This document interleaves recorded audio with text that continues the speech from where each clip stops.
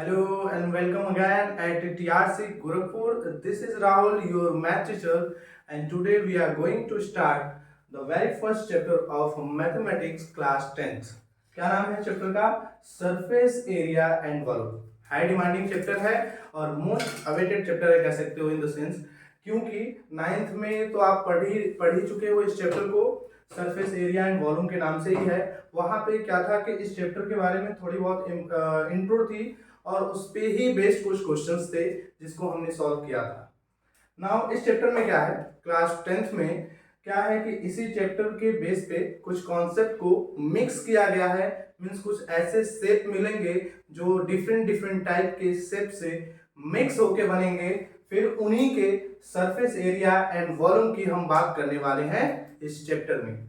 Most awaited मैंने इसलिए कहा क्योंकि क्लास 9th में chapter number 13 NCERT and class 10th में चैप्टर नंबर 13 एनसीईआरटी.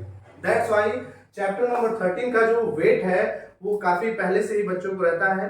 चूंकि सीबीएसई ने इसको टर्म 2 में रखा है इसलिए हम इसको अभी स्टार्ट कर रहे हैं, क्योंकि हम उन बच्चों को भी लेके चल रहे हैं जिनकी एग्जाम्स बहुत जल्दी आ गए हैं. जैसे सीबीएसई ने एग्जाम डेट भी अनाउंस कर दिया है, तो उसको उसी के मेजरमेंट पे, उसी को पैमाना मान के हमने इस वीडियो के कंटेंट को डिजाइन किया है, ताकि जो बच्चा ये चैप्टर पहली बार पढ़ रहा है और जो बच्चा इस चैप्टर को रिवाइज कर रहा है, दोनों ही बच्चे इस चैप्टर से अपने आप को रिलेट कर पाएंगे. और गारंटी है कि इस चैप्टर की वीडियो देखने के बाद you will feel better about this chapter.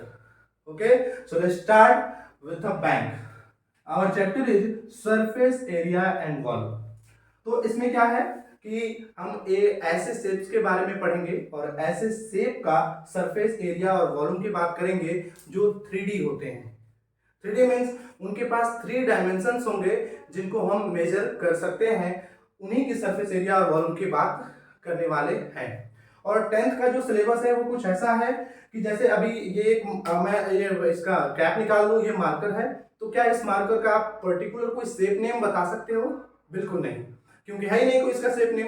ये अगर मैं यहाँ पे कवर करके फिर दिखाऊं देन यू कैन, तब आप बता सकते हो कि ये जो शेप का ये मार्कर का ये जो पार्ट दिख रहा है सर, जाहिर सी बात है कि ये सिलेंड्रिकल शेप है. ऊपर इसके एक सर्कुलर फेस है, नीचे भी एक सर्कुलर फेस है और बीच में कर्व फेस से ये कवर्ड फेस है जिसको हम सिलेंडर कहते हैं. बट सर जैसे ही इंक्लूड ये हो गया तो इस शेप का कोई पर्टिकुलर नेम तो नहीं है सर. ये कॉम्बिनेशन है 2 शेप का. कौन कौन से कॉम्बिनेशन से बना है ये? एक सिलेंडर से, और ये पार्ट कैसा दिख रहा है? पढ़े हो 9th में, बता दो. वेरी गुड, ये कोन है. तो कोन और सिलेंडर के कॉम्बिनेशन के जैसा ये शेप दिख रहा है, तो इसके लिए हमारे पास कोई पर्टिकुलर फॉर्मूला नहीं है जिससे हम सरफेस एरिया एंड वॉल्यूम को कैलकुलेट कर पाए. दैट्स वाई हम इस चैप्टर में उन्हीं बातों पे, उन्हीं फॉर्मूले पे डिस्कशन करेंगे जिससे ऐसे शेप, डिफरेंट डिफरेंट टाइप के शेप, कहीं कहीं तो आपको ऐसा मिलेगा कि कोन के ऊपर ऐसा ये बड़ा सा कोन रहेगा और उसके बीच में एक ये सिलिंड्रिकल शेप आपको देखने को मिलेगा. अब ऐसे शेप का भी आपको surface area and volume find out करने के लिए इसमें कहा जाएगा. तो हम अभी ऐसे ढेर सारे कॉम्बिनेशन देखेंगे, बट अभी हम क्या करते हैं, जो डिफरेंट शेप्स हैं जिनको कंबाइन करके हम अलग अलग फिगर बनाएंगे, वैसे फिगर को हम पहले एक बार क्या कर लेते हैं, इंट्रो ले लेते हैं. ठीक है, चलिए स्टार्ट करते हैं. जो फर्स्ट हमारा शेप है, मोस्ट इंपॉर्टेंट क्या है? क्यूबॉइड. ठीक है, क्यूबॉइड नाम है इस शेप का, जिसको हिंदी मीडियम वाले रिलेट कर सकते हैं कि इसका नाम क्या है? घनाभ.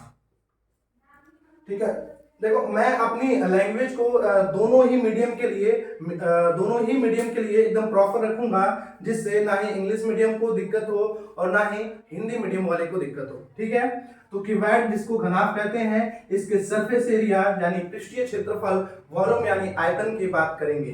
तो सबसे पहले जो बात है कि क्यूबॉइड का ओरिजिन क्या है, कैसे बनता है. हम सबने देखा है कि क्यूबॉइड कैसा है. जैसे कि अगर ये डस्टर की मैं बात करूं तो अभी जो ऐसे देख पा रहे हो, ये शेप कैसा है? जाहिर सी बात है यही क्यूबॉइड है. अगर मैं आपको ये बुक दिखाऊं तो ये बुक भी क्या है? ये बुक भी क्यूबॉइडल शेप है. लेकिन बात हमें क्यूबॉइडल शेप के पहचानने की नहीं करनी है, हमें उसके बारे में बात करनी है कि वो बनता कैसे है, उसका ओरिजिन क्या है, उसका स्टार्टिंग पॉइंट क्या है। जैसे कि मानव का ओरिजिन क्या है, एक तरीके से कह सकते हो छोटी सी यूनिट ले लोगे क्या, सेल से। तो वैसे ही हम इसके बारे में भी बात करेंगे रिलेट करके कि कहाँ से ये स्टार्ट होता है और फिर कहाँ जाके अपनी इस शेप को अटेंड करता है। ओके, सो लेट्स स्टार्ट कि क्यूबॉइड बनता कैसे है। ठीक है, तो let me introduce a plain of paper. ये है आपका एक प्लेन पेपर जिसके थिकनेस को हम नेग्लिजिबल मानेंगे। अच्छा, नेग्लिजिबल क्यों मानेंगे? क्योंकि हम प्लेन पेपर कह रहे हैं, दैट्स वाई हम केवल इसके 2 डायमेंशन की बात करेंगे। किसकी? लेंथ की और ब्रेड्थ की। अगर इसकी थिकनेस हो जाएगी तो 3D हो जाएगी, बट हमने पेपर भी ऐसा लिया है क्या कि जो 2D है, प्लेन पेपर है। ओके, तो ये बताओ कि अभी मैंने जैसे ही प्लेन पेपर को यहाँ हवा में रखा सपोर्ट देके, तो इसने कुछ जगह एक्वायर किया, उस जगह को क्या कहोगे? एरिया कहोगे। क्यों? क्योंकि ये एक 2D शेप है और 2D शेप जगह जब जगह घेरता है तो उसको क्षेत्रफल यानी एरिया कहते हैं। ठीक है, अब जो एरिया ये कवर किया वो उसकी वैल्यू कितनी होगी? उसकी वैल्यू होगी इसकी एरिया के बराबर। कितना? ये कौन सा शेप है, देख पा रहे हो कौन सा शेप है? रेक्टेंगुलर है, तो से इसका एरिया क्या होता है? L into B. तो ये कितना एरिया एक्वायर कर रहा है? L into B. अब इसी के आइडेंटिकल मींस इसी के लेंथ और ब्रेड्थ के इक्वल एक और मैं प्लेन पेपर रख दिया। अब ये टोटल एरिया कितना हो गया covered by this 2 plain papers? Good, L into B plus L into B means 2 into L into B हो गया। अब मैंने 3 पेपर रख दिया तो 3 into L into B, very good. एक और रख दिया तो 4 into L into B, very good. एक और रख दिया तो 5 into L into B. Okay, means जब ये अब जैसे जैसे इसको हाइट मिल रही है, कैसे एक के ऊपर एक आइडेंटिकल शेप्स रखते जा रहे हैं, तो इसको एक धीरे धीरे करके हाइट मिल जा रहा है। हाइट इन द सेंस कि जो नंबर्स हम एक दूसरे के ऊपर रखते जा रहे हैं उन्हीं नंबर को बेस के एरिया में मल्टीप्लाई कर रहे हैं, तो total space acquired by the object निकल के आ रहा है।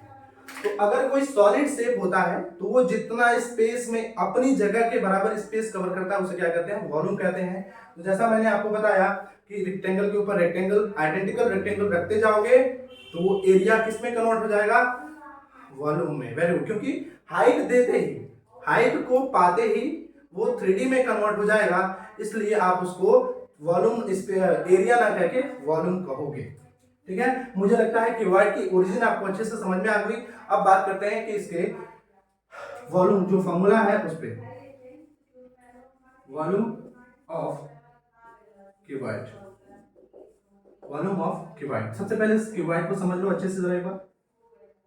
मैं छोटा सा फिगर बनाऊंगा ताकि मैं ज्यादा से ज्यादा तक स्पेस यूज कर पाऊं आपको चीजों को एलोबरेट करने के लिए। ओके,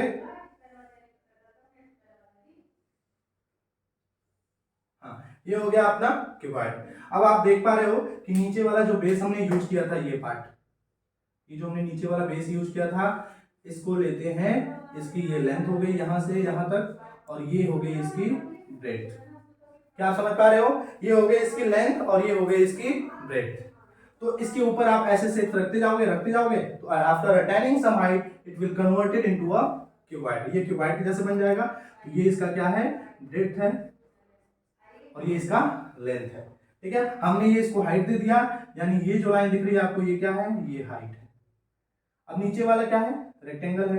तो जैसे ही आप रेक्टेंगल बना दोगे वो पहले प्लेन ऑफ पेपर एक रेक्टेंगल में कन्वर्ट हो जाएगा, तो इसमें 6 फेसेस बन जाती हैं। आपको पहले से पता होगा कि एक क्यूबॉइड में कितने फेसेस होते हैं? 6। कैसे? Rectangular 1 2 3 4 5 and 6। फिर मैं काउंट करा दूं 1 2 3 4 5 एंड 6।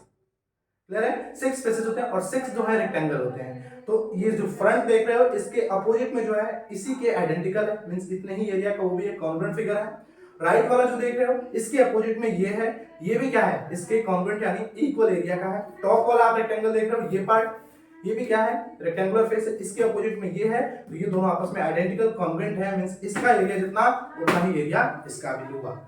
तो अगर आप देख रहे हो मैंने जैसे बताया आपको फिगर में कि सामने वाला जो फेस है रेक्टेंगल है, तो ये L, तो ऊपर वाला भी L, ये H तो ये भी H, ये B तो नीचे वाला तो B है ही, ये H तो इसके बेस वाला ये L, ये L तो ये भी L, अब ये B तो ये भी B, ये B तो ये भी B, क्योंकि opposite sides of rectangle are equal. ये H ये भी H, ये H तो ये भी H, ये H तो ये भी H। हमने सारे एजेस को लिख दिए हैं कि कौन कौन से लाइन से वर्टेक्स से जाना जाएगा, उसकी लेंथ क्या होगी, हमने सब कुछ डिनोट कर दिया है। तो मैंने जैसे बताया कि जो बेस का एरिया होता है उसमें उसके हाइट को मल्टीप्लाई कर दो नंबर ऑफ प्लेन को, जो रिप्रेजेंट करता है हाइट। हाइट किसको रिप्रेजेंट करेगा क्यूबॉइड में? नंबर ऑफ प्लेन पेपर्स जो एक के ऊपर एक आपने रखे हैं। तो जो बेस का एरिया है L इंटू बी, उसमें number of plain papers multiply कर दो तो आपको क्या मिल जाएगा कि उसने टोटल स्पेस कितना एक्वायर किया है, और वही टोटल स्पेस किस नाम से जाना जाता है? वॉल्यूम ऑफ क्यूबॉइड के नाम से जाना जाएगा। तो बेस ऑफ ये जो बेस का एरिया है वो क्या है? L इंटू बी, क्योंकि ये रेक्टेंगल है। अब इसी की हाइट को मल्टीप्लाई कर दोगे तो क्या आ जाएगा? टोटल स्पेस जो एक क्यूबॉइड एक्वायर कर रहा है, कवर कर रहा है, और वो जो स्पेस कवर कर रहा है उसी को वॉल्यूम ऑफ क्यूबॉइड का नाम दे दोगे तो फॉर्मूला आपका पहला बनके तैयार हो जाएगा, वॉल्यूम ऑफ क्यूबॉइड है। मुझे लग रहा है आप एकदम अच्छे से समझ चुके हैं कि वॉल्यूम ऑफ क्यूबॉइड कैसे, क्यों, कब, कैसे निकाला जाएगा। ये फॉर्मूला जो LBH हम पढ़ते आ रहे थे उसका ओरिजिन क्या है, क्यों होता है, अब ये भूलेगा नहीं, गारंटी है ना। चलो अब बात करते हैं भैया, एक काम करो स्क्रीनशॉट ले लो। नहीं आ रहा समझ में तो पॉज कर लो, फिर स्क्रीनशॉट ले लो। चलो अब हम बात करेंगे इस क्यूबॉइड की सरफेस एरिया की। अगर मैं आपको ये दिखाऊं कि इसका सरफेस कहाँ है, तो इस शेप के ऊपर मैं हाथ अपने फेर रहा हूं, तो जिस जिस पार्ट को मैं टच कर पा रहा हूं, और अगर वो एक प्लेन है तो अलग अलग उसको हम सरफेस का नाम देंगे। जैसे कि मैंने इसको टच किया 1, प्लेन चेंज हुआ 2, प्लेन चेंज हुआ 3, प्लेन चेंज हुआ 4, प्लेन चेंज हुआ 5, प्लेन चेंज हुआ 6। तो टोटल कितने सरफेसेस हैं? 6 सरफेसेस हैं। तो सरफेस एरिया जो क्यूबॉइड में होता है, टोटल सरफेसेस 6 होते हैं, और उन्हीं सबका सरफेस हमें कैलकुलेट करके, एरिया कैलकुलेट करके हम बात करेंगे किसकी? Surface area. तो सरफेस एरिया के लिए आपको ये जानना होगा कि जो क्यूबॉइड होता है उसमें कितने टाइप के सरफेस होते हैं। तो पहला जो सरफेस का नाम है जिसको कैटेगरी में रखा गया है कि लेटरल सरफेस एरिया क्या होता है। लेटरल सरफेस एरिया क्या होता है? तो लेटरल सरफेस एरिया का मतलब क्या हो गया कि वह सरफेस जो केवल साइड में है, किनारे किनारे पे है।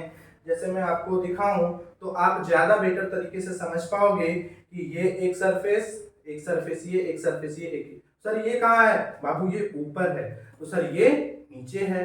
हाँ सर ये तो मुझे पता ही था। गुड। तो लेटरल सरफेस एरिया जो होता है वो किनारे वाले सरफेसेस का एरिया कैलकुलेट करने में आता है।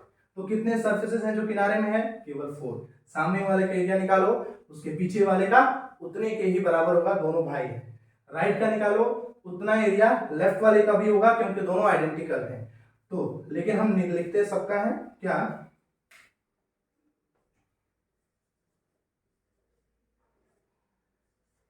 एक सेकेंड।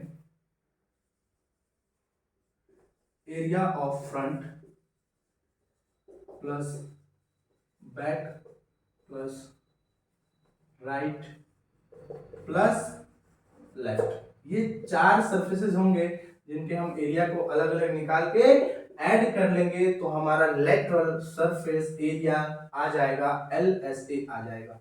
ओके। तो एरिया ऑफ फ्रंट क्या है आप देख रहे हो, ये जो फ्रंट वाला फेस में बनाया हूं ये वाला, इसमें लेंथ और ब्रेड्थ क्या है? ये तो लेंथ है सर। और ये क्या है? यही ब्रेड्थ है, ना कि ये ब्रेड्थ है। ये राइट वाले का है, ये इसके लिए ब्रेड्थ है, तो ये ब्रेड्थ क्या है? H है, इसके लिए भी H है।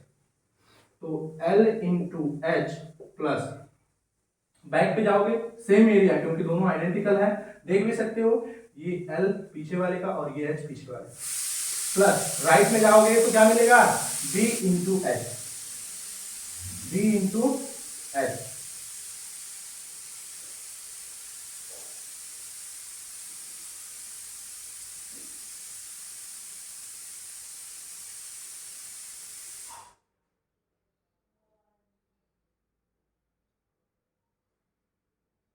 फिर जब लेफ्ट में आओगे तो आपको क्या मिलेगा, सेम, क्योंकि दोनों आइडेंटिकल है राइट एंड लेफ्ट, तो इसका भी b into H B H.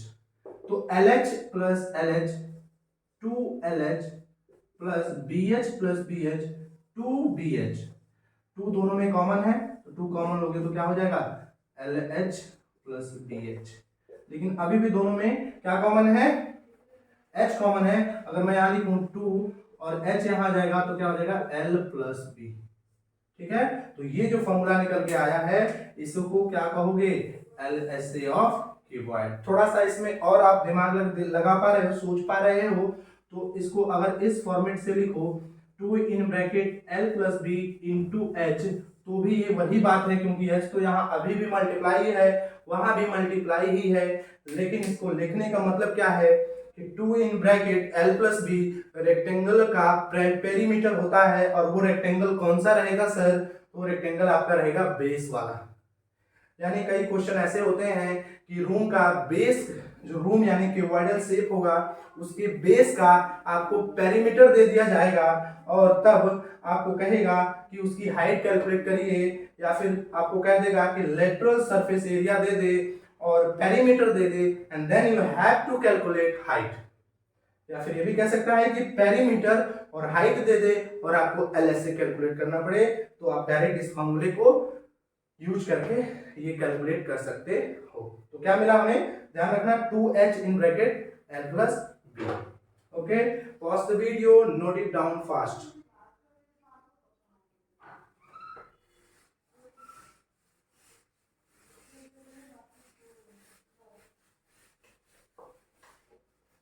अब हम बात करते हैं टोटल सरफेस।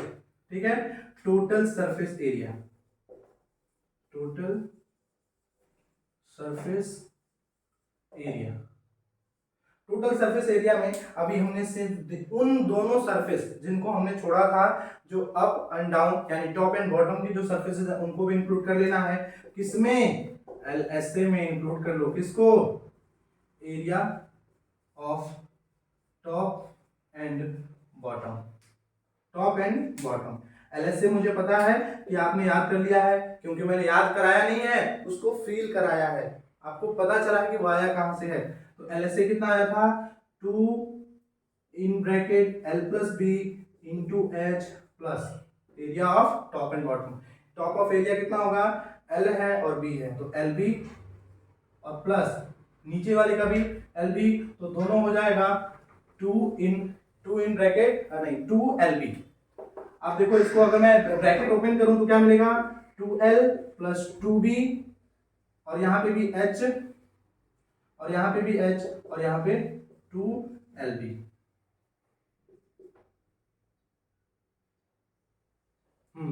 अब इसमें आपको सब में क्या कॉमन मिल रहा है, 2 मिल रहा है, और क्या कुछ कॉमन मिल रहा है, नथिंग। तो इसलिए LH plus BH plus LB। So this will be your TSA of cuboid.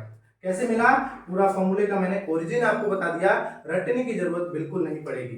ठीक है, 2 in bracket LH plus BH plus LB। ठीक है, pause the video, note it down fast. अब हम आपको एक बार पूरा समराइज लिख देते हैं कि मैंने क्यूबॉइड के तीनों फॉर्मूले को कैसे लिखा और कितना कितना लिखा। पहले हमने क्या निकाला, वॉल्यूम ऑफ क्यूबॉइड कितना लिखा था, बहुत आसान, L into B into H. Okay, दूसरा फॉर्मूला हमने क्या लिखा, LSA, समझ पा रहे हो आप, LSA का मतलब लेटरल सरफेस एरिया, कितना निकाला बताइए, बेस का perimeter 2 in bracket L plus B into height. Next क्या लिखा हमने, TSA यानी टोटल सरफेस एरिया, कितना निकाला, 2 in bracket LB plus BH plus LH।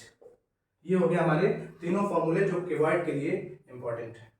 ठीक है, आप तीनों का एक साथ स्क्रीनशॉट ले सकते हो, या फिर मन करे तो वीडियो को पॉज करो और नोट इट डाउन।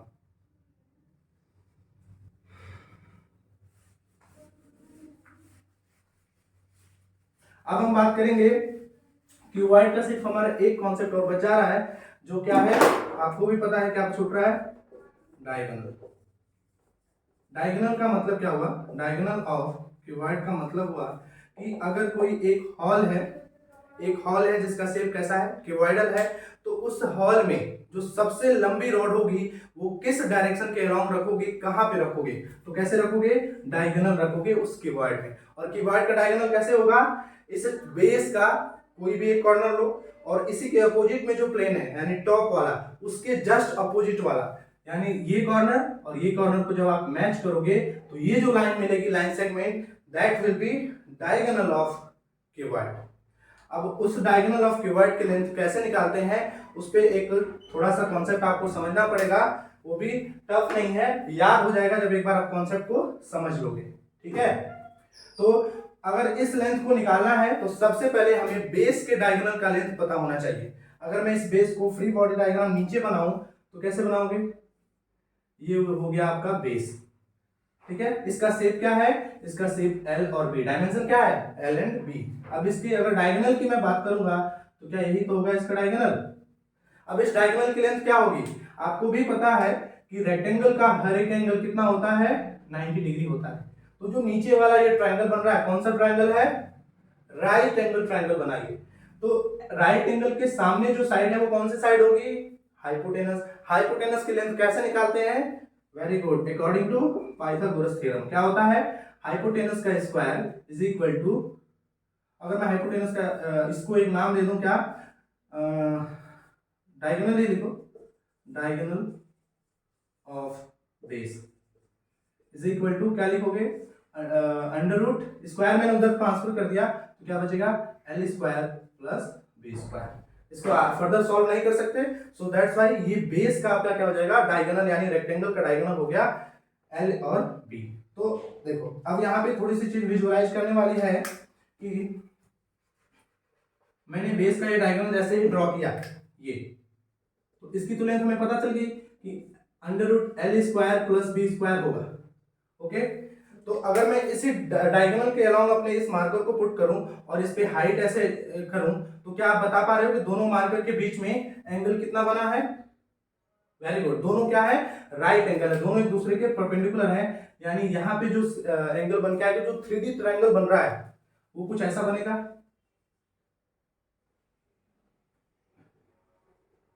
थोड़ा सा मैं बड़ा बना दूं आपके लिए, हाँ, तो क्या ये 90 डिग्री एंगल बना, और क्या ये वही लाइन है जिसकी हम लेंथ की बात कर रहे हैं, डायगोनल ऑफ क्यूबॉइड की, ये वही लाइन है जिसकी हमें लेंथ निकालनी है, लेकिन इसकी लेंथ हमें पता है कि under root L square plus B square है, क्योंकि ये बेस है, बेस का डायगोनल है, और इसकी लेंथ तो हमें पता है कि ये हाइट है। ठीक है, अब इस 90 डिग्री के सामने ये कौन सी लाइन है, ये हो गई आपकी हाइपोटेनस, क्योंकि 90 डिग्री के सामने साइड है इसलिए ये हाइपोटेनस। अब इस हाइपोटेनस की लेंथ कैसे निकालोगे, तो आपको पता है कि diagonal of cuboid, diagonal of cuboid is equal to under root perpendicular का स्क्वायर यानी एच स्क्वायर प्लस बेस का स्क्वायर यानी under root L square plus B square का स्क्वायर। समझ पा रहे हो, गुड। अब इस अंडर रूट में क्या हो जाएगा, एच स्क्वायर, और जैसे ये स्क्वायर और अंडर रूट एक साथ आएंगे तो स्क्वायर रूट हटेगा तो बचेगा क्या, L square plus B square, और यहाँ पे एच स्क्वायर था, मैं लिखूँ उसको एच स्क्वायर।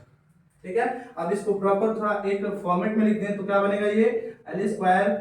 तो चलते हैं अब अपने नेक्स्ट टॉपिक की तरफ, जो हमारा क्यूब है। क्यूब और क्यूबॉइड कुछ मामलों में एक दूसरे के आइडेंटिकल है। अब किस मामलों में आइडेंटिकल है उस पर एक बार बात कर लेते हैं। क्यूबॉइड जो है वो 3 डायमेंशनल है, मींस उसमें वैसे तो सारे सॉलिड से 3 डायमेंशनल होते हैं, बट इसमें जो डायमेंशंस होते हैं वही डायमेंशंस इसमें भी होते हैं। मेरे कहने का मतलब क्या है कि इसमें एक डायमेंशन लेंथ के अलावा होता है, दूसरा डायमेंशन ब्रेड्थ के अलावा होता है, और तीसरा डायमेंशन जो होता है वो हाइट के अलावा होता है। ये सारी चीजें क्यूब में भी होती हैं। इसमें भी लेंथ के अलाउंग एक डायमेंशन, ब्रेड्थ के अलाउंग एक, और सेम एक हाइट के अलाउंग। बट क्यूबॉइड के कंपेयर में अगर हम बात करें क्यूब की, तो यहाँ पे जो केस है वो ये है कि इसकी लेंथ, ब्रेड्थ और हाइट तीनों ही चीजें सिमिलर, आइडेंटिकल, या कह सकते हैं कॉन्ग्रुएंट होते हैं, या कह सकते हो सिंपल लैंग्वेज में इक्वल होते हैं। तो अगर इसके लिए इसके लेंथ के नोटिफिकेशन नोटिफाई करने के लिए अगर आप कोई एक वेरिएबल चूज करोगे, जैसे कि जनरली आमतौर पे स्क्वायर के लिए यूज करते हैं ए, तो मैं भी यूज करता हूं ए, तो इसके ब्रेथ के लिए भी आपको ए वेरिएबल ही यूज करना पड़ेगा, क्योंकि ब्रेथ और लेंथ दोनों इसके क्या है, इक्वल है। ठीक वैसे ही इसकी हाइट भी क्या होती है, इक्वल होती है। तो इसकी जो तीनों चीजें, चारों चीजें हमने पढ़ी, क्या क्या पढ़ा, वॉल्यूम, सीएसए या फिर कह सकते हो एलएसए या फिर टीएसए यानी टोटल सरफेस एरिया, और एट द लास्ट क्या हमने पढ़ा, डायगोनल ऑफ क्यूबॉइड। ये जो चारों चीजें पढ़ी हैं, उस वो चारों चीजें इसमें भी क्या लागू होती हैं, कैसे होती हैं, उस पर एक बार हम बात करते हैं। हमने क्यूबॉइड में सबसे पहले क्या पढ़ा था, वॉल्यूम। वॉल्यूम ऑफ क्यूबॉइड हमने क्या बताया था आपको, L into B into H, यानी क्यूबॉइड के तीनों डायमेंशंस का मल्टीप्लाई कर रहे थे तो हमको क्या मिल रहा था, वॉल्यूम।